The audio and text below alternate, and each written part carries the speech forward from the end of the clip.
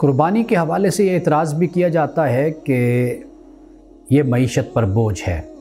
हालांकि हम अमलन और तजर्बे की और मुशाहदे की रोशनी में देखें तो ये बोझ नहीं है, बल्कि ये एक बड़ी भरपूर बिज़नेस की, कारोबार की एक एक्टिविटी, सरगर्मी है। यानी इससे फार्मिंग इंडस्ट्री भी हरकत में आती है, इससे कैटल इंडस्ट्री भी हरकत में आती है, लेदर इंडस्ट्री भी हरकत में आती है, और ट्रांसपोर्ट इंडस्ट्री भी, और यहाँ तक कि कॉस्मेटिक इंडस्ट्री भी वो हरकत में आती है। यानी उसकी सरगर्मी शुरू हो जाती है। आप देखते हैं कि इससे बहुत से लोगों को रोज़गार मिलता है।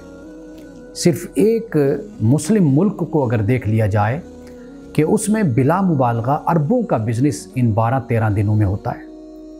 लोग जानवरों को ख़रीदते हैं, ज़िबा करते हैं, और उसकी खाल होती है, उसका गोश्त बांटा जाता है।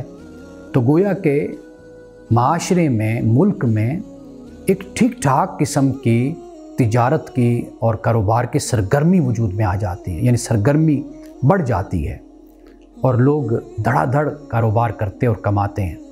तो लिहाजा ये एतराज़ भी अमलन और ये कारोबार करने वाले और इसका मुशाहदा करने वाले जानते हैं कि ये मईशत पर बोझ नहीं है, बल्कि ये रोज़गार पैदा करने का एक ज़रिया है। इस मौका पर बहुत से गरीब लोग और मुतवस्सत लोग पैसा कमाते हैं, कारोबार करते हैं, तिजारत करते हैं।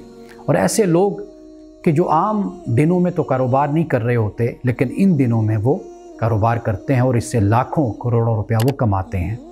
तो लिहाजा ये एतराज़ भी बिल्कुल ही अबस और फजूल है कि ये कहा जाए कि ये मईशत पर कुर्बानी, मईशत पर बोझ है।